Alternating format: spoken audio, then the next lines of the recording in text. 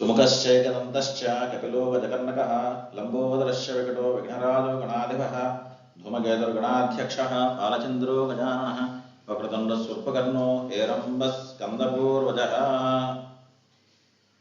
ఈరోజు అందరికీ కూడా ఈ పరాభవ సంవత్సర శుభాకాంక్షలు తెలియజేస్తున్నాను. ముఖ్యంగా మనం ఈరోజు కలుసుకున్న ఉద్దేశం ఏమిటంటే, ఉగాది అంటే గుర్తుంచేటువంటి కవితాగానం. వసంతకాలంలో మనకి ప్రకృతిలో కోకిలలాగో తెలుగు సాహిత్యంలో మనకి కవుల యొక్క గానం, కవితాగానం అలాంటిది. అందులో పెద్దలు ఎన్నో శాస్త్ర విషయాలు, విజ్ఞాన విషయాలు కూడా పొందుపరిచి మనకి కవిత్వాన్ని అందిస్తూ ఉంటారు. అందరూ వేదాన్ని చదువుకోలేరు, అర్థం చేసుకోలేరు. అలాగే వేదాంగాలు చదవడం కుదరదు, కావ్యాలు అన్నీ చదవడం అన్నది మనకి కుదరదు. ప్రతి ఒక్కరికి సాధ్యమయ్యే విషయం కాదు. అది కూడా నిజం చెప్పాలంటే ఒక భాగ్యం. సో అలాంటి భాగ్యం ఉన్న వాళ్ళు, చదువుకుని అటువంటి సంపద కలిగిన వాళ్ళు మనకి అందించేటువంటి విజ్ఞానాన్ని మనకు అర్థమయ్యే విధంగా వాళ్ళు కవిత్వంలో చెబుతూ ఉంటారు. అనేక విషయాలు తెలుస్తాయి, ప్రకృతిలో ఆనందాలు కూడా వస్తూ ఉంటాయి. ఈరోజు మన భాగ్యంగా మా నాన్నగారు ఇక్కడ కొన్ని ఆయన రాసినటువంటి పద్యాలు మనకి చెబుతారు. తద్వారా మనం ఆనందించడం, అలాగే విజ్ఞానాన్ని పెంచుకోవడం, ఈ రెండు కూడా జరుగుతాయి. సో ఇది నా తోటి వాళ్ళకి నేను ఇచ్చేటువంటి ఒక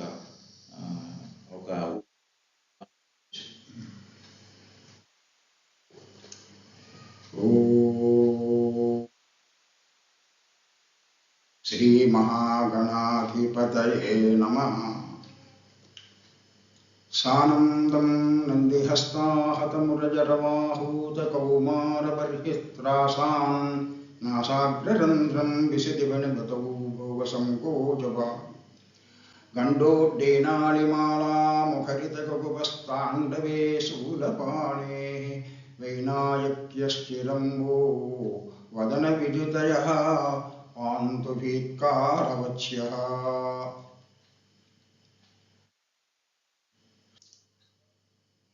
సాహితీ ప్రియంభావకులు, రసజ్ఞులు అయినటువంటి ప్రేక్షక మహాశయులకు నా హృదయపూర్వక నమస్సుమాస్తూ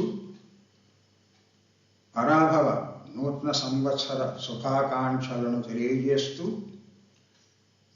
నా నేర్చిన కొలది గురువుల అనుగ్రహము వలన కొన్ని విషయాలను పద్య రూపంలో మీ ముందు ఉంచుతాను.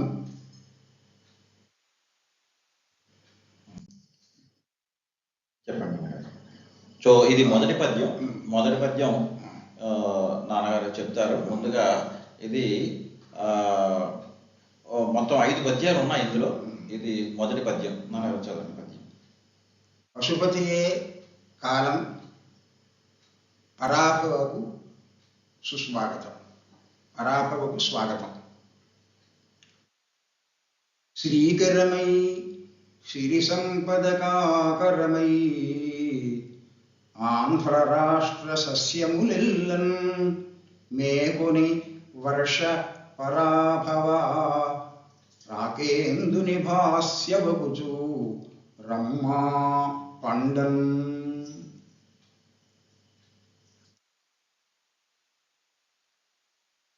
శ్రీకరమై సిరి సంపదకాకరమై ఆంధ్ర రాష్ట్ర సస్యములెల్లన్ మేకొని వర్ష పరాభవ రాకేందు నిభాస్యవగుచు రమ్మా పండన్.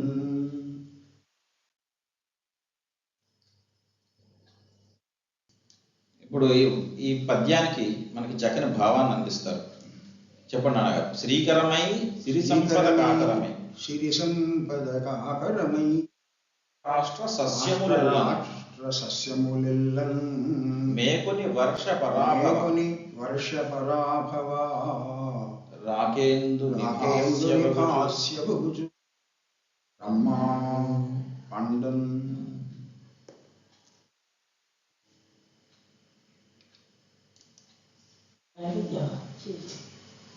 చెప్పండి. శ్రీకరమై శుభావహమై సిరి సంపదకాకరమై, సంపదలకు స్థానమై ఆంధ్ర రాష్ట్ర సస్యములెల్లన్. మన ఆంధ్ర రాష్ట్రంలో పంటలన్నీ పండేటట్టుగా, ఇక్కడ మనం ఆంధ్రులం కాబట్టి మొత్తం భారతదేశంలోనే కాదు, మొత్తం ప్రపంచం అంతా కూడా సుఖశాంతులతో వర్ధిల్లాలి అనేటటువంటి భావన కూడా నాలో ఉంది. ప్రస్తుతం ఇక్కడ తెలుగు సంబంధించినటువంటి మన రాష్ట్రం కాబట్టి సస్యములు ఎల్లం అంటే తృణధాన్యాలు మొదలైనవన్నీ కూడా బాగా పండాలి. ముఖ్యంగా కావలసింది మానవులకు కానీ మిగిలినటువంటి క్రిమికీటకాదులకు అన్నిటికీ కూడా ఆహారం అనేది అవసరం కాబట్టి సస్యములు పండాలి. అయితే ఇక్కడ వర్ష అన్నాను.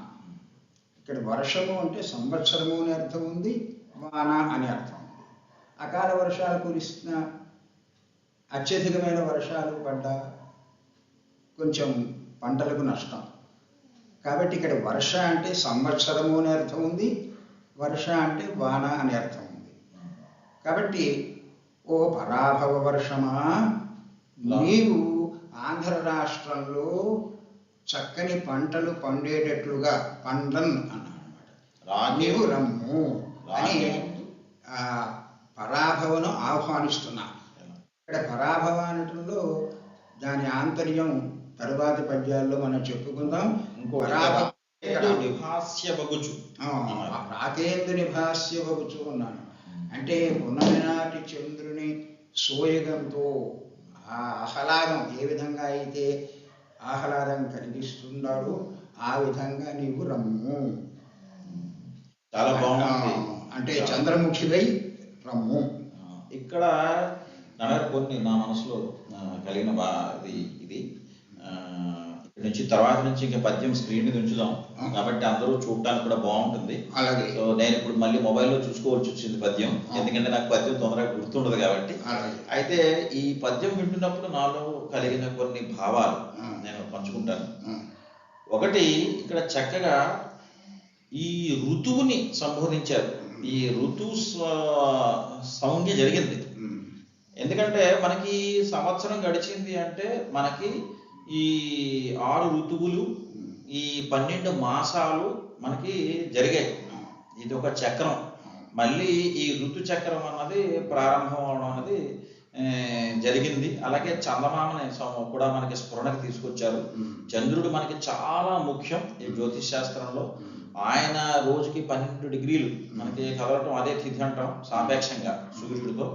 అలాగే మనకి అందులో మనకి తిథులు మనకి చాంద్రమాసం ముఖ్యంగా కాబట్టి ఆ చాంద్రమాస స్ఫురణ కూడా మనకి తీసుకొస్తూ ఆ చంద్రుడు మూలం మనకి గణనకి దాక్షిణాత్యులు ప్రక్షేక్షణ మొత్తానికి కాలగణన జ్యోతిష్ శాస్త్రంలో ఏదైనా ముఖ్యం చంద్రుడు మనకి తిథులు నిర్ణయిస్తాడు కాబట్టి మనకి చాంద్రమాసం మనకి స్ఫురణగా ఈ చంద్రుడిని తీసుకురావడం జరిగింది. సో ముఖ్యంగా ఇక్కడ చాంద్రమాసం మనకి తెలుగు వారు మన ఉగాది అలా అనటం, తర్వాత ఋతువులు సంబోధిస్తూ మళ్ళీ ఋతుచక్రం ప్రారంభం అవడం, మనకి ఇలాగా మంచి శుభాలను కలిగించాలి అంటూ పరాభవ సంవత్సరాన్ని మనం పెద్దలు చెప్పారు. ఇక్కడ పేరు కాదు, ఫలితం ముఖ్యం.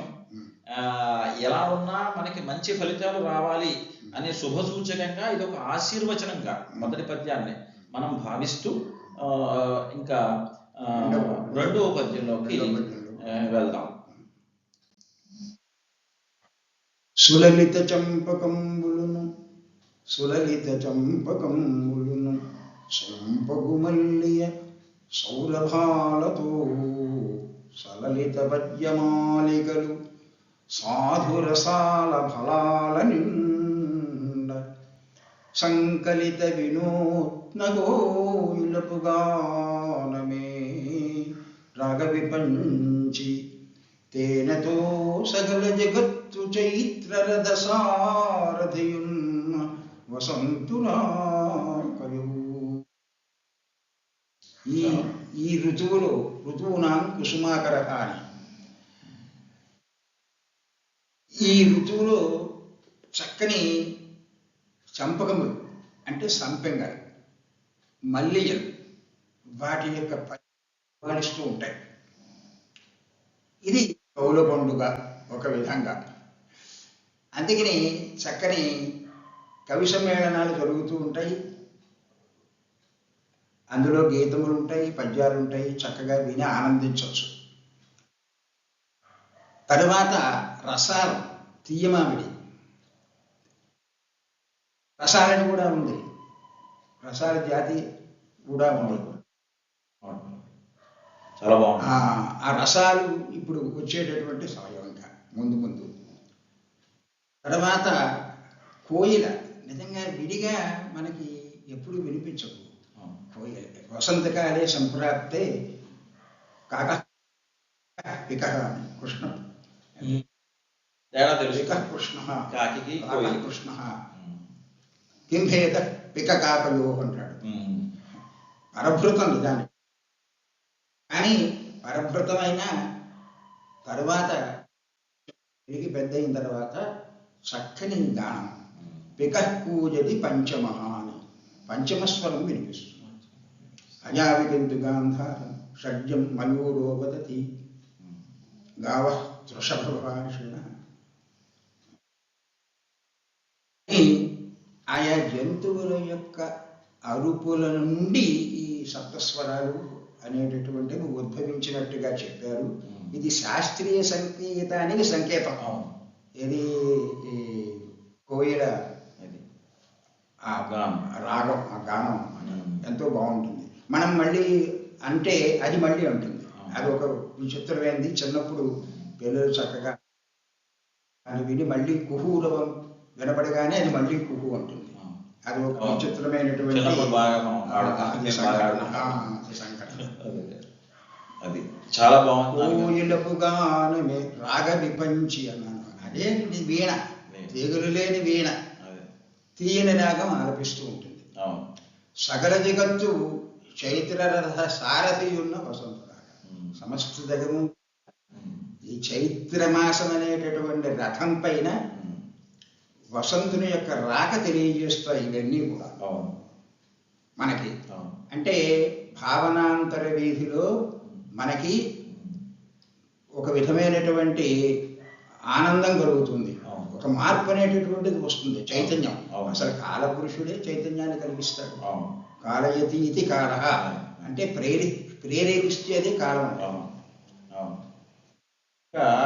ఈ పద్యం వింటుంటే నాకు కలిగిన కొన్ని భావాలు ముఖ్యంగా ఏంటంటే, ఇక్కడ ప్రకృతిని చక్కగా ఈ ఉగాది అనేది ఏంటంటే మనకి కాలం అనేది ఒక చక్రం. మళ్ళీ అదే చెప్తున్నాం, మన పునాది.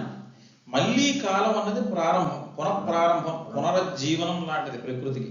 మనకి అన్ని ఆకులు రాలిపోయి తర్వాత అన్ని మళ్ళీ చిగుర్లు. అక్కడ ఈ చక్రం మొదలవుతుంది. మళ్ళీ మనకి చైత్రమాసం ప్రారంభం, మళ్ళీ ఋతువుల్లో వసంత ఋతువు మళ్ళీ రావడం, అలాగే ప్రకృతిలో వచ్చేటువంటి మార్పులు ఇవన్నీ కనబడుతున్నాయి. అంతేకాకుండా ఈ అనంత కాల గమనాలు అనేవి మనకి ఒక తరంగం లాంటివి. ఇవన్నీ కూడా పరిభ్రమిస్తూ ఉంటాయి గ్రహాలు. ఈ పరిభ్రమించేటప్పుడు అవన్నీ ఒకే స్థితిలోకి వచ్చినప్పుడల్లా మనం ఒక పండగని చేసుకుంటూ ఉంటాం. సూర్యచంద్ర అనుగ్రహం ఉగాది కావచ్చు, తర్వాత మళ్ళీ అదేంటి మనం చేసుకుంటాం 12 సంవత్సరాలకి పుష్కరాలు, మళ్ళీ అప్పుడు గురు శని తర్వాత మళ్ళీ అది చేసుకుంటూ ఉంటాం. అంటే ఇవన్నీ సైకిల్ వచ్చినప్పుడు 12 అయితే 12 పుష్కరాలు మళ్ళీ సైకిల్ వస్తుంది. అలాగే ఇక్కడ 60 సంవత్సరాలు, ఇవన్నీ సైకిల్. ఇది మన భారతీయ సంస్కృతి. ఇందులో ఈ పద్యంలో నాకు నచ్చింది ఏంటంటే, ఈ తరంగం అనేటువంటిది ఈ శబ్దం తరంగాల ద్వారా మనం ఈ నాదోపాసన చేసి ఆ విశ్వంలో ఉన్నటువంటి ఆ శక్తిని చేరుకోవడం అనేది ఒక ముఖ్యమైన సందేశం. ఇందులో మనకి పాటు అందులో చక్కగానే ఇందులో వీణ అనేది సంగీతం, అదొక స్వరం. ఈ స్వరం ద్వారా ఆ లయన్, ఈ లయతో ఆ లయన్ ఏకీభవించడం అనేది ఈ వీణ అన్నది ఆ రాగం, ఆ కోయిల్ అన్నది ఆ రాగం. ప్రకృతి అంతా మళ్ళీ మొదలు పెట్టడం అన్నది ఈ పువ్వులు ఇవన్నీ పునరుజ్జీవనం, మళ్ళీ నూతన చైతన్యం. తర్వాత ఈ చైత్రమాసం, తర్వాత వసంత ఋతువు అన్నది మళ్ళీ ఒక కాలం చక్రం మళ్ళీ రీసెంట్ అవడం ఈ కొత్త సంవత్సరంలో. ఈ చిన్న చక్రం మళ్ళీ, దీని తర్వాత మళ్ళీ ఇంకా పెద్ద చక్రాలు అలా ఉంటాయి. అదే ఈ విధంగా మొత్తం ఈ యొక్క పద్యంలో అనేక విషయాలు మనకి స్ఫురణకు వస్తాయి. ఆయా చాలా బాగుంది. గ్రహముల యొక్క అనుగ్రహం, అనుగ్రహం ఏదైనా గ్రహముల యొక్క అనుగ్రహం, అనుగ్రహంతో నక్షత్రములు, గ్రహములు అన్ని మొదలైనటువంటి వాటి అనుగ్రహం అనుగ్రహం వల్ల మనం ఈ విధంగా జీవిస్తున్నాం. సూర్య సో అందంగా ఈ పద్యం ముగిసింది. మళ్ళీ అంటే ఇక్కడతో పూర్తి, మళ్ళీ ఇంకొక పద్యం మళ్ళీ. సో అదే విషయాన్ని చక్కగా ఇక్కడ మనకి కనబడుతోంది. ఈ పువ్వులు అదే ఆ పద్యంలో ఉన్న భావాన్ని ఇక్కడ పద్య మాలికలు మనకి ఇది సజీవం, మనకి కోయల గానం, తర్వాత వసంతం, ఇవన్నీ కూడా మళ్ళీ జీవం, మళ్ళీ అంటే స్థితి మానవ జీవితంలోనే అన్ని చక్రం తిరుగుతూ ఉన్నట్టుగానే ఇది తిరుగుతూ ఉంటుంది. చక్కగా ఉంది ఈ పద్యం నాన్నగారు, చాలా మంచి పద్యం. తర్వాత పద్యంలోకి వెళదాం. తర్వాత పద్యం కులమత భేద భావ విషపూజముకూల్పలవిత్. పరాభవ సంవత్సరాన్ని ఈ విధంగా ఆహ్వానిస్తున్నా. కులమత భేద భావ విషపూజముకూల్చు సంకలిత మనోజ్ఞ భాషలను కమ్రపు హింది కిరీటమొప్ప భారతావని విధానము శాంతి కపోతమైచనం వెలసిని విశ్వమంతటికి వేగువ తూర్పు రేఖలైగనం. ముఖ్యంగా ఇప్పుడు సామాజికంగా ప్రపంచమంతా కూడా ఈ కులమత భావాలు ఎక్కువగా అభివృద్ధి అవుతున్నాయి. ఇవి చాలా ప్రమాదం. ఈ మొత్తం కులములు మొదలైనవి ఏర్పడ్డాయి. ఎవరి ఇష్టాన్ని బట్టి వాళ్ళు ఆ దేవతను కొలవచ్చు. కానీ ఇది నా మతము, ఇది నీ మతము, ఇది గొప్ప, అది తక్కువ అనేటటువంటిది లేదు. భగవంతుడు అనేవాడు ఒక్కడే. ఇది ఒక విషవృక్షం. దీన్ని కూల్చేటటువంటి గొడ్డలి, లవిత్రం అంటే గొడ్డలి, అంటే నూయి ఛేదన అనే దాని నుంచి ఇతరచు పరిచయం వస్తే లవిత్రం అవుతుంది. పవిత్రము, చరిత్రము మొదలైనటువంటివి వ్యాకరణ రీత్యా అలా లవిత్రమవుచు గొడ్డలి అవ్వాలి. ఈ విషవృక్షాన్ని కూల్చేటటువంటి, ఈ కులమత భేద భావం అనేటటువంటి విషవృక్షాన్ని కూల్చేటటువంటి గొడ్డలి అయి మనోజ్ఞ భాషలను కమ్రపు. ఇప్పుడు ప్రాంతీయ భేదమే కాదు, భాషా భేదాలు కూడా ఎక్కువైపోయాయి. అసలు మనకి స్వాతంత్రం వచ్చినప్పుడు మనం జాతీయ భాషగా హిందీ సారస్వతం కూడా చాలా గొప్పది. ఎందరో మహానుభావులు, కవులు ఉన్నారు అందులో. కాబట్టి మనం ఆ హిందీని ఎప్పుడూ కూడా మనం నేర్చుకోవాలి. ఇది మాకు వద్దు అనేటటువంటిది ఉండకూడదు. ఎందుకని అది మన జాతీయ భాష కాబట్టి, భారతీయులందరూ కూడా మాట్లాడేటటువంటి భాష కాబట్టి అది కిరీటంలా ఉండాలి హిందీ అనేటటువంటిది. భూతలమున భారతావని విధానము శాంతి కపోతమైచను. ప్రపంచంలో ఉన్నటువంటి దేశాలలో మన భారతదేశం శాంతి కపోతమై ఆకాశ వీధిలో గగనసీమలో ఎగురుతూ ఉండాలి. మన విధానం ఎప్పుడు కూడా మనం శాంతిని కోరుకోవాలి. విశ్వమంతటికి వేగువ తూర్పు రేఖలైగనం. మొత్తం ప్రపంచానికే ఇది ఉదయ సూర్యుని వలె కొత్త విధానాన్ని చక్కగా కలిగిస్తూ, వాళ్ళల్లో ఇప్పుడు సూర్యోదయం అవగానే మెలకువ అనేటటువంటిది, అజ్ఞానం తొలగి విజ్ఞానం అనేటటువంటిది రావాలి. ప్రపంచ దేశాల వాళ్ళందరికీ కూడా మన విధానం ఆ విధంగా తూర్పు రేఖలై మనకి గగనతలంలో వెలుగొందుతూ ఉండాలి అని నా ఉద్దేశం. చాలా బాగున్నాను. అది ఇందులో ఏదో నాకు ఛందస్సు రాదు, పెద్ద భాషా జ్ఞానం అయితే లేదు. నిజానికి కవిత్వం ఇలాంటివన్నీ మన గురించేనేమో. ఈ కథలు వీటి ద్వారా మనం వింటూ చక్కగా ఆనందిస్తూ దాని నిర్మాణంలో ఉన్న శాస్త్రం మనకి, అంటే ఆ పద్య నిర్మాణ శాస్త్రాల ఛందస్సు వ్యాకరణం మనకి తెలియకపోయినా వాటి భావాలు మంచి మనం తెలుసుకుంటూ ఉంటాం. ఈ విశ్వమంతటికి వేకువ తూర్పు రేఖలే గణన్ అన్నప్పుడు నాకు ఒకటి మంచి మనసులో కలిగింది. ఏంటంటే ఈ ప్రతి చోట నాకు ఏదో తెలిసిన ఒక విషయాన్ని ప్రతి దానికి కనెక్ట్ చేసుకుంటూ ఉంటాం సాధారణంగా, ఆ విధంగా వస్తుంది. ఈ పాశ్చాత్య విధానంలో మనకి కాలం అనేది ఒక సరళ రేఖ, దానికి ప్రస్తుతము గడిచిపోయింది, తర్వాత ముందు జరిగేదే ఉంటుంది. వాళ్ళకి కాలం సైకిల్లా కాదు, కానీ మనకి కాలం అన్నది ఒక చక్రం లాంటిది. సో ఈ మన ఉగాది అన్నది అది అందుకే విశ్వం అంతటికి తూర్పు రేఖ, అంటే మన తూర్పు దేశం కాబట్టి, మనం తూర్పు దేశపు వాళ్ళం కాబట్టి మన ఈ జ్ఞానం విశ్వం అంతటికి కూడా తూర్పు రేఖలే ఆ విజ్ఞానాన్ని పంచుతోంది. నిజానికి చెప్పాలంటే గణిత శాస్త్రం అంతా కూడా మన దగ్గర నుంచి ట్రిగ్నామెట్రీ అందుకున్నారు కాబట్టి ఈ విజ్ఞానం అన్నది మన దగ్గర నుంచి ఇక్కడ ఉన్నటువంటి అథర్వణ వేద పండితులను జర్మనీ వాళ్ళు తీసుకువెళ్ళి, జపాన్ వాళ్ళు తీసుకువెళ్ళి వాళ్ళు ఆటమిక్ ఎనర్జీ అనేటటువంటి దాన్ని గుర్తించారు. సో ఇది అంటే అనేక విజ్ఞాన విషయాలు మన నుంచి అనేక మంది అనేక దేశాలకి వ్యాపించాక, అరబ్ కంట్రీస్, తర్వాత యూరోప్, మనకి జ్ఞానం అన్నది సైడ్గా మారిందని కూడా ఎన్నో విషయాలు ఉన్నాయి.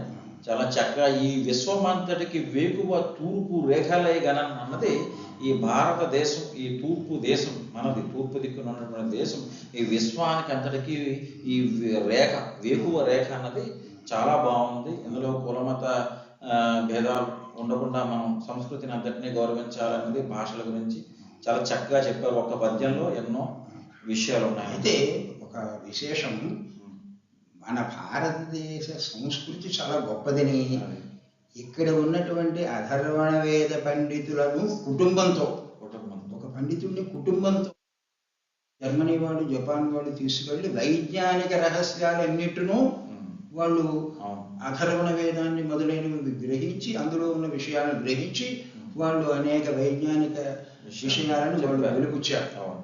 అంటే మన భారతదేశమే మూలం, అంత గొప్పది భారతదేశం అంటే. అంటే మనం ఇక్కడ జన్మించడమే మన అదృష్టం. తర్వాత పద్యంలోకి వెళ్దామని కదా. సో ఇది మళ్ళీ ఈ వృక్షం అన్నది, ఆ కులమత భేదాలు అనేటువంటి వృక్షాన్ని ఈ లవిత్రం, ఈ గొడ్డలిలాగా ఈ మన పరాభవ సంవత్సరం నరికివేయాలని అదే ఇక్కడ చిత్ర రూపంలో చిత్రీకరించారు. మన శాంతి సందేశం ఈ తూర్పు వేకువగా మనకి శాంతి కపోతంలా మనం మన యొక్క భావాలు విస్తరించాలని, మన దేశ సంప్రదాయాలు విస్తరించాలని, ప్రపంచ విజ్ఞానానికి మనం ఎంతో దోహదపడ్డామని మనకి ఈ చిత్ర రూపంలో కనబడుతోంది. చాలా బాగుంది నాన్నగారు. ఇంకొక నెక్స్ట్ పద్యంలో తర్వాత పద్యం చూడండి.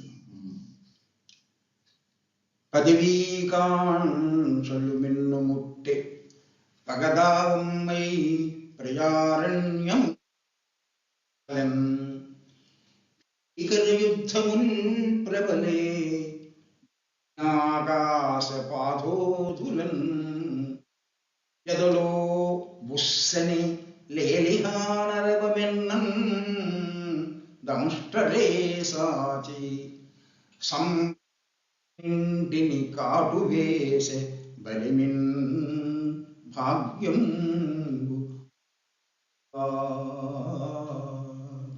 చాలా బాగుంది. ప్రతి వాళ్ళకి పదవీకాంక్ష, స్వార్థపరత్వం, అసూయ, ద్వేషము ఇవి బాగా సమాజంలో బాగా పెరిగిపోయాయి. కారణం ఏమిటి అంటే, పూర్వకాలంలో అయితే చక్కగా హరికథల రూపంలో, పౌరాణికుల రూపంలో చక్కగా మన భారతీయ వైశిష్ట్యాన్ని వాళ్ళు చక్కగా చెప్పేవారు, ఆ ధర్మాలను చక్కగా తెలుసుకునేవారు. ఏ విధంగా మనం మాట్లాడాలి, ఏ విధంగా ప్రవర్తించాలి అనేటటువంటిది కూడా క్రమక్రమంగా తగ్గుతుంది. ఆ ఉద్దేశంతోనే పదవీకాంక్ష ముఖ్యంగా. అది ఏమన్నా శాశ్వతమా? కాదు, శాశ్వతమైనవి కావు. ధనము కానీ పదవి కానీ ఇవన్నీ శాశ్వతమైనవి కావు. శాశ్వతమైనటువంటి శాంతిని కలిగించడం అనేటటువంటిది మన తత్వబోధ. దాని వలన మనకి వైరాగ్యం వల్ల మనకి లభిస్తుంది తప్ప నిజమైన శాంతి సౌఖ్యం అనేటటువంటిది ఈ లౌకికమైనటువంటి సుఖాలకు కాదు. పదవీకాంక్షలు మిన్ను ముట్టే ఆకాశాన్ని ఉంటుంది అన్నమాట. ఇంకా పగ దావమ్మై, దావము అంటే ఇక్కడ దావానలం.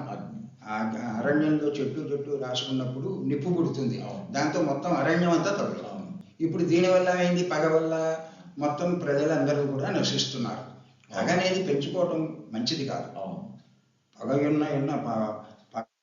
ఉన్న పామున్న ఇంటిలో ఉన్న ఎట్లుగాక అంటాడు తిక్కన్న. ఎందుకంటే పగ అనేటటువంటిది ఉంటే పామున్న ఇంట్లో ఉన్నట్టే. అంచేది ఎప్పుడూ కూడా పగ అనేది పనికిరాదు అసలు ఎవరికి కూడా. ప్రజలలో అది బాగా ఉండాలి. పొదలన్ భీకర యుద్ధముల్ ప్రబలే. ఇప్పుడు మనం చూస్తున్నాం ప్రపంచంలో భీకరంగా భూమ్యాకాశ పాధోధులన్. పూర్వం ఏదో కౌరవ పాండవులు హర్యానాలో కురుక్షేత్రంలో మాత్రమే భూమిపై వాళ్ళు చేశారు. ఇప్పుడు వీళ్ళ ఆకాశము మొత్తం సముద్రాలు, భూమే కాదు భూమిని మళ్ళీ ఆకాశంలోనూ మరేమో సముద్రాల్లోనూ కూడా వీళ్ళు క్షిపణులు మొదలైనవి ప్రయోగిస్తూ సర్వనాశనం చేస్తున్నారు. ఎదలో వాళ్ళ ఎదలో బుస్సని లేలిహానం అన్న. లేలిహానం అంటే సర్పం. ఎదలో బుస్సని లేలిహానరవమెన్నం దంష్ట్రలే సాచి. ఈ పగ అనేటువంటిది మనస్సుల్లో బయలుదేరి హృదయంలో కొడుతూ ఆ కోరలు సాచి సంపదలన్నింటినీ కాటు వేసే. చూస్తున్నాగా ఇప్పుడు సంపద సిలిండర్లు లేవు, వరుసలో నిలబడుతున్నారు. ఎంత ఇబ్బంది అవుతుంది. చిన్న సిలిండర్ ఇంకా ముందు ముందు ఏం ఉన్నాయో తెలియదు. ఇది చాలా అనర్థం. సంపదలన్నింటినీ కాటు వేసే బలిమిన్ భాగ్యం కాదు, మిగతావి కూడా మనకి లభించడం కష్టమయ్యి మానవ జీవనానికి ఇది చాలా పెద్ద మరి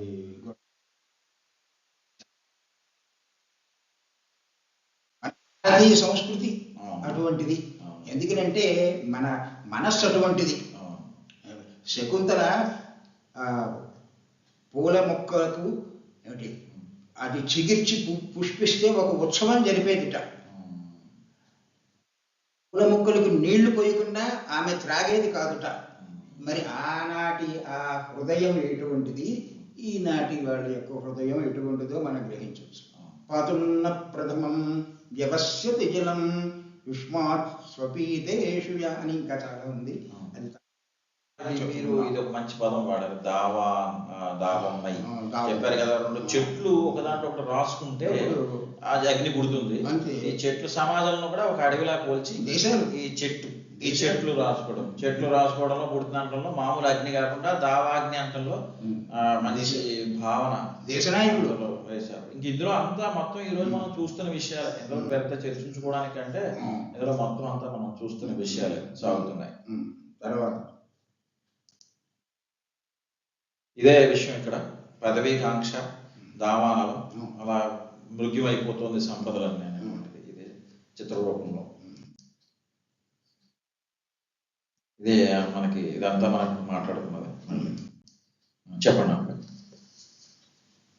శివతత్వం వది వర్షమాస ఋతు సంక్షిప్త క్షపా కాష్ఠగా లవమాత్ర కలపక్ష వాసర ముహూర్తం సంజలం వివరించన్ మును ఆ వరాహమిహిరుండున్ వేక కానీనులే శివసాహస్రము కాలు రూపముగ నిశ్రేయంబు వాక్రూవదే.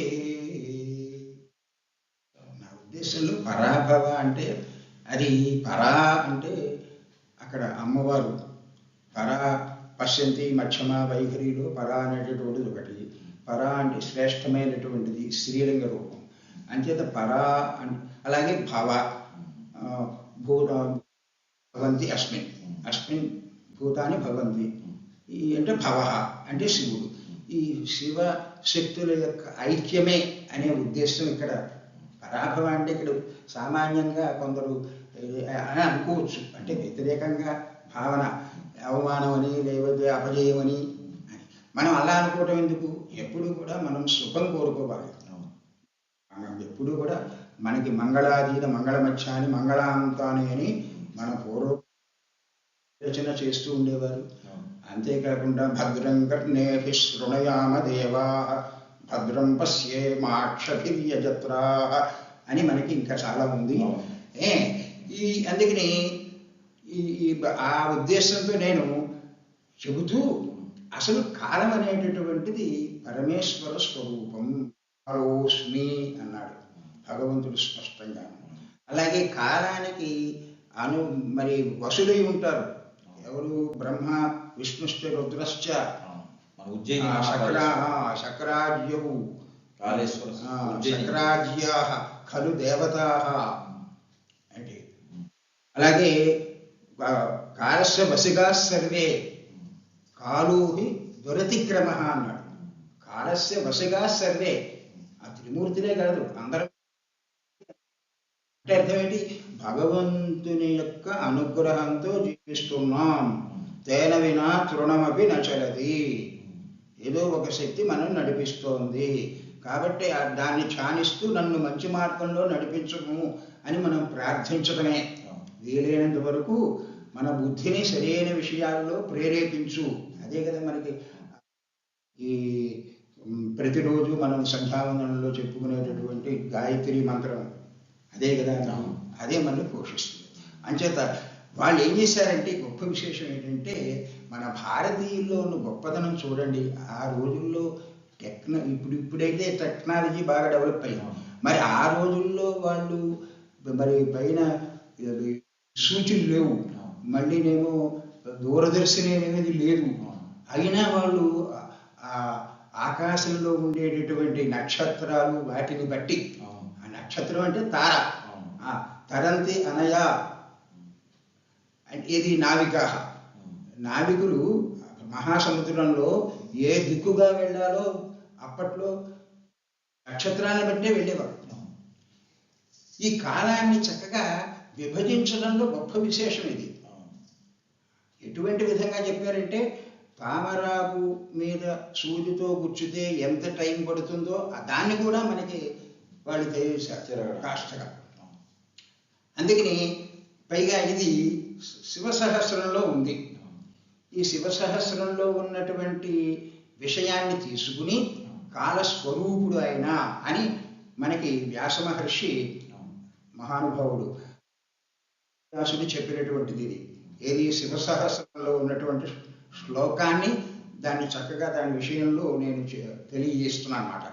శివతత్వం విది వర్షము, మాసము, సంవత్సరం వర్షం, మాసము, ఋతువు, సంక్షిప్తం అంటే తక్కువ, క్షప, కాష్టగా, లవ, మాత్ర, మాత్రాకాలం అనేది ఛందస్సులో కూడా ఉంది. కళ, కళలంటే ఇక్కడ తిథులు, పక్ష ఏమిటి? శుక్లపక్షం, కృష్ణపక్షం, వాసనం అంటే రోజు, ఆ హోరాకాలాన్ని బట్టి సూర్యోదయంలో ముహూర్తంబుల్ మహాసంఖ్యలను వివరించన్మును ఆ వరాహమిహిరుండు. మహానుభావుడు వరాహమిహిరుడు, ఆర్యభట్టు, భాస్కరాచార్యుడు, వాళ్ళు నిజంగా వాళ్ళు ఎంత కష్టపడ్డారో అనిపిస్తుంది. వాళ్ళు చక్కగా వివరించారు. ముందు వ్యాస మహర్షి చెప్పాడు ఇవన్నీ. కానేనుడంటే వ్యాసుడు, కన్యాయ కనేనచ అని అక్కడ ఛందస్సు కోసమని వాడాను. ఏకన్ కానేను లేని, కానేన అంటే కర్ణుడు వస్తాడు, కానేన అంటే వ్యాసుడు వస్తాడు. ఎందుకని? సాత్యవతేయుడు కదా ఆయన అప్పట్లో. అందుకని కానేనులే శివసాహస్రము కాలు రూపముగ నిశ్రేయంబు వక్రువది. మనకి శివసాహస్రం ఏం చేస్తుంది? మహాకాళుని యొక్క రూపాన్ని మనకి మోక్షమును కలిగించేటటువంటి విధముగా, శ్రేయస్సును కలిగించేటటువంటి విధంగా మనకి తెలియజేస్తుంది. లలితా సహస్రంలో కూడా ఏమిటి? ప్రతిపత్తు ముక్షరాకాంత తిథి మండల పూజిత. ప్రతిపత్ అంటే మనకి తెలుగులో మామూలుగా పాడ్యం అంటారు. పాడ్యమ తెగిలిని దగ్గర నుంచి పూర్ణమి వరకు కూడా ఆ తిథులన్నీ కూడా ఆ తల్లిని పూజిస్తున్నారు. ముక్షరాకాంత తిథి మండల పూజిత, తిథి మండలము చేత పూజింపబడేటటువంటి తల్లి అమ్మ. చేత మనకి కాలం అంటే సాక్షాత్తు పరమస్వరూపం. అందుకనే కాలాన్ని వృధా చేయకూడదు. వెళ్ళిపోయిన కాలం మళ్ళీ తిరిగి రాదు. అయితే మనకి ప్రతి క్షణము నూతనత్వమే. వెళ్ళిపోయింది పాతది, కొత్తది. చలనం అనేటటువంటిది సహజం. విశ్వమునకు చలనం అనేటటువంటిది సహజం. చెప్పినట్టుగా ఒక వృత్తం ఇది. పాశ్చాత్యుల యొక్క దృష్టితో కాకుండా మనది ఏంటంటే ఇప్పుడు వచ్చేస్తోంది ప్రళయం అని రాస్తున్నారు అప్పుడప్పుడు పత్రికల్లో మనం వింటూ ఉంటాం. ఈ ప్రళయం అనేది వీళ్ళు చెప్తారా? వీళ్ళకి తెలుసా? ఇది మానవ మేధస్సుకు అందదు. అటువంటి విషయాలు ఇదిగో ప్రళయం వచ్చేస్తుంది, అది వచ్చేస్తుంది, ఏవో జరుగుతున్నాయి, ఇవి జరుగుతున్నాయి. అది మనకి మంచిది కాదనే ఉద్దేశంతో ఈ పరాభవ సంవత్సరాన్ని ఒక అర్ధనారీశ్వర తత్వం. ఇక్కడ పరా అంటే ఇక్కడ అమ్మవారు అని చెప్పాను, భవ అంటే శివుడు అన్నాను, పరాభవ అంటే అర్ధనారీశ్వర తత్వం. మీరు చెప్పినట్టుగా మొట్టమొదట్లో ఈ కాలంతో పాటే నాదం పుట్టింది. ఆ శివుని యొక్క తాండవమే విశ్వము యొక్క గతి. అది అది దాని గురించి చాలా బాగుంది, చక్కగా అన్నారు. ఎన్నో ముఖ్యంగా ఏంటంటే ఈ కాల విభజన అన్నది మనలో చాలా గొప్ప విషయం. మన జ్యోతిష్ శాస్త్రంలో అతి చిన్న కాల వ్యవస్థలో ఎటువంటి సంఖ్యా విధానాలు వాడారో అతి పెద్ద కాల గణనలు అంటే బ్రహ్మ దినాల దగ్గరికి ఇటు మన మానవ కాల నిర్మాణం అతి చిన్న నిమేష దగ్గర నుంచి ఎన్నో మనకి కాల విభజనలు జరిగాయి. కానీ అన్నింటిలో గొప్ప విషయం ఏంటంటే అన్నింటిలోనూ సేమ్ ఫ్యాక్టర్, సేమ్ నంబర్స్ ఉంటాయి. మనకి బ్రహ్మ సంవత్సరాల్లో ఏ నంబర్లు వాడారో, మానవ కాలంలో ఏ నంబర్లు వాడారో, ఇది అతి సూక్ష్మమైన కాల నిర్ణయాల్లో ఏవి వాడారో అటువంటివి ఆ 30, ఆ 12, ఆ 15 ఏవైతే మనకి కనబడుతూ ఉంటాయో పక్షాల్లో, మాసాల్లో, ఋతువులు, అదే సంఖ్యా నిర్మాణం, అదే స్కేల్ ఇన్వేరియన్స్ అనేది 108. అది మళ్ళీ వేరే శాస్త్రం, ఇక్కడ చక్కని కవిత జరుగుతోంది. సో దీనికి సంబంధించినంత వరకు మనం చూస్తేనే ఇందులోనే చాలా విషయాలు ఉన్నాయి. నిజానికి ఎంతో గొప్ప మనకి ఇక్కడ వరాహ వీరుడు అంటే ఈ పద్యంలో మనకి మన జ్యోతిష్ శాస్త్ర పండితుల్ని మనకు ఒకసారి నాన్నగారు తీసుకొచ్చారు. అందులో మనం వరాహ వీరుడు ఆర్యభట్ట ఎంతవరకు అనుకుంటాం, జ్యోతిష్యంలో మనకి ఆయన కూడా మన వ్యాసులు కూడా మనకి తీసుకొచ్చారు. ఎక్కడి నుంచైనా వ్యాసోచ్చిష్టం జగత్ ఆయన నుంచి రావాలి ఏదైనా, తర్వాత ఆయన నుంచి మళ్ళీ ఆర్యభట్ట, మళ్ళీ మనకి వరాహవీరుడు, ఇలా ఒక్కసారి మన ఋషులు భాస్కరాచార్యుడు, తర్వాత కాలాల్లో ఉన్నటువంటి విభజనలు, తర్వాత ఇవన్నీ కూడా శివుడి యొక్క పేర్లే. మళ్ళీ మనం ఏం చూసినా తత్వ దృష్టి, తర్వాత మనకి కోణాల ద్వారా దూరాలు, గ్రహాల మధ్యలో దూరాలు కొలవడానికి ఎంతో గణితం చేశారు. తర్వాత చాలా విషయాలు ఉన్నాయి, ఎన్నో విషయాలు తెలుసుకుంటూ ఉంటే అనిపిస్తుంది మనం ఇదంతా చదువుకోలేదు ఏమిటని. అంటే ఈ పద్యాలు కవితలు పెట్టడం వల్ల ఏంటంటే కేవలం ఆనందం, చాలా అందంగా చెప్తూ ఎన్నో విషయాలు ఈ పద్యాల్లో నిక్షిప్తం చేసేసారు నాన్నగారు. నాకు ఎంతో ఆనందంగా ఉంది ఈ పద్యం విని. మన శివశాస్త్రం చదువుకుంటే అంతకుముందు ఈ పద్యం చదువుకుంటే మనకి ఇంచుమించుగా అలా ఆ పద్యంలో ఇది శ్లోకంలో సగభాగం, ఇంకో సగభాగం ఇంకా విస్తృతమైనటువంటి కాల విభజనలు ఉన్నాయి. అవన్నీ పట్టుకొచ్చి చక్కగా మనకి ఇక్కడ ఈ పద్యంలో పొందుపరిచి మనకి ఈ పరాభవ సంవత్సరాన్ని అర్ధనారీశ్వర తత్వంగా పరాపశ్యంతి మధ్యమా వైఖరి, ఆ పరాశక్తి ఆవిడ స్వరూపాన్ని మనకి ఇక్కడ స్ఫురింపజేశారు నాన్నగారు. తర్వాత పద్యంలోకి వెళ్దాం. సో ఇది అదే ఇక్కడ ప్రతిసారి మనం చర్చ జరిగిన తర్వాత ఒక్కసారి దానికి సంబంధించింది. ఈ రోజుల్లో నాకు 2 విజ్ఞానాలు చాలా ఇష్టం, ఆధునిక విజ్ఞానం, ప్రాచీన విజ్ఞానం కూడా. ఆధునిక 2 ఒకే సత్యాన్ని చూసే 2 దృక్కోణాలు. అయితే ప్రాచీన విజ్ఞానం అంటే కొంచెం ఏదో ఇష్టం, ఏదో అంటారు పోతన గారు నాకు శివుడు అంటే ఇష్టం అన్నట్టు, నాకు ఇద్దరు ఉన్నా నాకు ఆయన దగ్గర లీలాశివుడు అంటాడు ఆయన అన్నట్టుగా కూడా ఇలాగ మనకి ఇలా పెడుతూ ఉంటుంది. సో ఈ విషయంలో నా వరకు ఈ ప్రాచీన జ్ఞానం అంటే చాలా ఇష్టం ఉంటుంది. ఎందుకంటే దానికి దీనికి కొంచెం తేడాలు ఉంటాయి, అవి ఇది సమయం కాదు. కానీ తర్వాత కొలం మనకి వరాహమీరుడు మనకి పూర్వకాలంలో చెప్పడం, మనకి తర్వాత వ్యాసుడు శివసహస్రనామం కాలాన్ని లెక్కించడం అన్ని కూడా ఇందులో వివరంగా ఇచ్చారు. తర్వాత కొంచెం లోతుగా ఇంకా ఈ పద్యాల్లో భావాన్ని తెలుసుకోవాలంటే ఉపయోగపడతాయి. ఇవి ఆర్టిఫిషియల్ ఇంటెలిజెన్స్ ఈ పద్యాలు ఇస్తే దానికి అది అనాలిసిస్ చేసి ఇచ్చిన స్లైడ్స్ ఇవి. కాబట్టి ఈ పద్యాల్లో ఎంత భావం ఉందన్నది నేను కాదు చెప్పింది, ఆర్టిఫిషియల్ ఇంటెలిజెన్స్ చెప్పింది. సో కొంచెం అందులో లోతుగా ఎన్నో విషయాలు ఉన్నాయి. సో తర్వాత పద్యం మనం ఆర్టిఫిషియల్ అంటే సో ఈ ఆర్టిఫిషియల్ ఇంటెలిజెన్స్ ద్వారా ఎన్నో విషయాలు మనకి ఆ పద్యాల్లోంచి తీసి మనకి ఇది కనపడేలా చేసింది. ఇది కూడా ఫిబొనాచి నెంబర్స్. ఇది ప్రతి బొమ్మ అది వేస్తుందంటే ఉంటుంది. ఇలా గ్రహాలన్నీ కనబడుతూ ఉంటాయి. తర్వాత చక్కని పద్యాలు ఇవి మనకి సూక్ష్మ లవ మాత్ర కళ కాష్ట కృష్ణ వాస ముహూర్తం పక్షం. ఇది మనకి మానవ కాల విభజన ఇందులో ఉన్నాయి. ఇక్కడ మాస ఋతువు తర్వాత బ్రహ్మ సంవత్సరం దాకా వెళ్ళిపోతుంది. యుగాలు ఆ సంఖ్యలు అన్నింటిలోనూ మళ్ళీ ఒకే విధమైనటువంటి నిర్మాణం ఉంది. అది గొప్ప చాలా బాగుంది. ఈ పద్యంలో మాకు అన్ని స్ఫురింపజేశారు. అది అంటే కవిత్వం అంటే కేవలం కవిత్వమే కాదు, ఆనందించడమే కాదు, అది విజ్ఞానాన్ని నింపుతూ పండితులు మనకి అందిస్తున్నారు. కాబట్టి చక్కగా తెలుసుకుని ఆనందించాలి. తర్వాత నాన్నగారు చెప్పింది అదే పరాభవ వర్షం. ఇది మనం దీనితో మనం ముగించడం అంటే చాలా గొప్ప విషయం. అంటే మనం ఏ భావంతో మనం ఈ సంవత్సరం పేరు వినగానే ఉన్నాము, ఈ కవిత్వం విన్న తర్వాత మనం చివరికి ఈ పరాభవ సంవత్సరాన్ని ఎలా భావిస్తున్నాం, అది చాలా ముఖ్యమైన విషయం.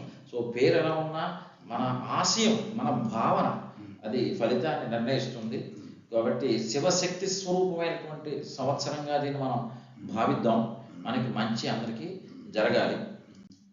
సో ఈ పద్యం మొత్తం మనం చూసుకుంటే ముందు ఋతువులు, పోషణ, వర్షం, సిరి సంపద అంటే కాలచక్రాన్ని చెప్పడం, ఆ కాలచక్రంలో వచ్చినటువంటి మార్పులు, ఈ వసంత ప్రకృతి సౌందర్యాలు చెప్పడం, తర్వాత ఈ ప్రకృతి ఈ చక్రం తిరుగుతూనే మన జీవనంలో కూడా భావాలు కూడా అలాగే వస్తూ ఉంటాయి. తరంగాల్లాగా కష్టాలు, సుఖాలు, దుఃఖాలు, ఆనందాలు, అలాగే కోపాలు, శాంతాలు, ఇవన్నీ కూడా మళ్ళీ తరంగాలే. ఇవి మనోతరంగాలు. ఇవన్నీ మళ్ళీ చంద్రుడి చేత ప్రభావం అవుతూ ఉంటాయి. అందుకే ఆయన చంద్రుడిని నాన్నగారి కవిత్వంలో ముందు పెట్టారు. ఆ చంద్రుడిని తీసుకొచ్చి మళ్ళీ ఆ చంద్రుడితో కలుపుతూ మనసులో వచ్చేటువంటి ఈ చంద్రమోహన జాత, ఆ చంద్రుడి నుంచి తీసుకొచ్చినటువంటి మళ్ళీ ఆ చంద్రుడి యొక్క మనమే ప్రభావం మనకి శాంతి కపోతం లాగా మనలో ఎలాంటి భావాలు ఉండాలని ఇవన్నీ చెప్పి, అంటే మనకి చక్రం వచ్చింది. చక్రం వచ్చిన తర్వాత మళ్ళీ మనకి ప్రకృతిలో ఉండేటువంటి మార్పులు, ప్రకృతి చక్రం వచ్చింది. తర్వాత మనం ఈ పరాభవ సంవత్సరాన్ని మొట్టమొదటి పద్యంలోనే మనం ఏం కావాలి, మనకి ఎటువంటి ఫలితాలు ఇవ్వాలి అన్నది మనం ప్రార్థన చేసాం. తర్వాత ఈ కాల చక్రంలో ప్రకృతి మార్పుల్ని స్ఫురించాం. ఈ ప్రకృతి మార్పులు మన మనస్సుని ప్రభావితం చేస్తాయి. కాబట్టి ఈ శాంతి అనేది వర్ధిల్లాలి, మనలో ద్వేషాలు పోవాలి అంటూ మనం ప్రార్థించాం. ఆ తర్వాత ఏది జరిగినా మనకి వర్షాన్ని ప్రార్థించినా, అంటే వర్షం సంవత్సరాన్ని ప్రార్థించినా మనం సంవత్సర తత్వాన్ని, తర్వాత మనం ఈ ప్రకృతిలో మార్పుల్ని గమనిస్తున్న తరంగాల్ని, మన మనసులో భావాల తరంగాల్ని మనం చేసుకుంటూ మనం నియంత్రించుకుంటున్నా, చివరికి మాత్రం ఒక్క భావన, ఇది శివతత్వం. ఇది కేవలం పండగ కాదు, కేవలం ఇందులో అనేక విధమైనటువంటి తాత్విక కోణాలు ఈ ఉగాది పండుగలో ఉన్నాయని తెలుస్తూ ఈ పరాభవ సంవత్సరాన్ని శివశక్తి స్వరూపంగా మనం ఇక్కడ భావిస్తూ మనం ముందుకి మన జీవనయానాన్ని చాలా బాగుంది చక్కగా సరి చేసుకోవడం అనేటటువంటిది కావాలి. చివరికి మనకి కావలసినటువంటి నిర్వాణం అనేటటువంటిది పొందటం, అదే మనకి జీవనం యొక్క ముఖ్యమైనటువంటి లక్ష్యం. శాస్త్రం అనేటటువంటిది చాలా అత్యద్భుతమైనటువంటిది. వేద పురుషులకు కళ్ళు కదా. కాబట్టి ఇది పంచాంగం అంటే ఏదో తేలిగ్గా తీసుకోవటం, ఏదో సోది చెప్పించుకున్నట్టుగా భవిష్యత్తు ఏదో చెప్పండి, అది చెప్పండి, ఇది చెప్పండి అని కాదు. ఇది ఒక చక్కని జీవన విధానాన్ని మనకు నిర్ణయించేటటువంటిది అన్నమాట. అందుకే ఘడియలు విఘడియల దగ్గర నుంచి మనకి చెప్తారు. ఇవి మనం చక్కగా గమనిస్తూ మన భారతీయ సంప్రదాయాన్ని మనం అనుసరించాలి. ఈ సంప్రదాయం అనేది చాలా గొప్పది. ఒక జాతీయతకు సంప్రదాయము ప్రాణభూతం, అది ప్రాణశక్తి. భద్రముగా చూడ పై మెరుంగులు లక్ష సంప్రదాయంబును సంపలేవు.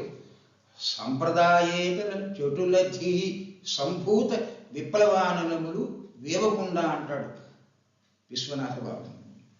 అందుకని మన సంప్రదాయాన్ని మనం నిలబెట్టుకుందాం. జనవరి 1 అనగానే రకరకాలుగా గంతు చక్కగా ఆచరించుకోవాలి. పండగల యొక్క అంతరార్థం తెలుసుకోవాలి. సంక్రాంతి ఉందంటే ఊరికే సంక్రాంతికి ఏదో పిండి వంటలు చేసుకోవడం, బంధుమిత్రుల కలయిక అనేటటువంటిది కాదు. ఇక్కడ అది ఒక పుణ్యమైన పవిత్రమైనటువంటి కాలం. సూర్యభగవానుడు మేషరాశిలో ప్రవేశిస్తాడు, అందుకనే అది సంక్రమణం. ఆ సంక్రమణ పుణ్యకాలం. అందుకని అది మనం గుర్తించి పెద్దలు చెప్పినటువంటి విధానంలో మనం నడుచుకుంటూ దాన ధర్మాలు చేసుకుంటూ మన జన్మను సార్థక్యం చేసుకోవటమే మన యొక్క ముఖ్య లక్ష్యం. మనకి అనేక పండుగలు ఉన్నాయి, మనకి ఎంతమందో దేవతలు ఉన్నారు, ఎవరిష్టం వాడది. ఎందుకంటే మనకి దేవతలను ఎక్కువగా ఉన్నారు అంటే అది ఒక్కడే దైవం అనేది. కానీ ఏంటంటే ఎవరి ఇష్టం కొద్దీ వాళ్ళు, కొందరికి రాముడు, కొందరికి కృష్ణుడు, కొందరికి విష్ణువు, కొందరికి అమ్మ, కానీ అంతా ఒకటే. ఇంతవరకు కూడా మా కవిత్వం మనం చక్కగా విన్నాం. మా రెండవ కుమారు సహాయంతో నేను సహాయం ఈ విధంగా ఈ మాత్రమే నేను కాస్త ఈ కవిత్వం ఇది చక్కగా రాశారు నాన్నగారు. కవిత్వం రాశారు. నేను కవిత్వం రాసి ఈ కవిత్వాన్ని ఏంటంటే ఆయన దగ్గర కాగితాలు రాసుకుని మళ్ళీ ఏ స్టేజ్ మీద చదువుతారు. కానీ నా ఉద్దేశం ఏమిటంటే మనందరం కూడా పంచుకుందాం అన్న ఉద్దేశంలో చిన్న వీడియో. స్వస్తి బాగుంది చక్కగా భద్రం. మీకు అందరికీ కూడా స్వస్తి చేస్తూ ఏవైనా చెప్పండి. అనంత శాస్త్రం బహువేదితవ్యం, అల్పశ్చ కాలో బహవశ్చ విఘ్నాః, యస్సారభూతం యథా క్షీరమివాంబ మిశ్రం అనేటటువంటి సూక్తిని అనుసరించి ఏమైనా ఉన్నట్లయితే వాటిని వదిలిపెట్టి, స్కాలిత్యములు ఏమైనా ఉన్నట్లయితే దీనిలో ఉండేటటువంటి యొక్క మంచిని గ్రహించి ఆశీర్వదించాలి అని కోరుకుంటూ, స్వస్తి ప్రజాభ్య పరిపాలయంతాం న్యాయేన మార్గేణ మహీం మహీషాః, గోబ్రాహ్మణేభ్యః శుభమస్తు నిత్యం, లోకాః సమస్తాః సుఖినో భవంతు.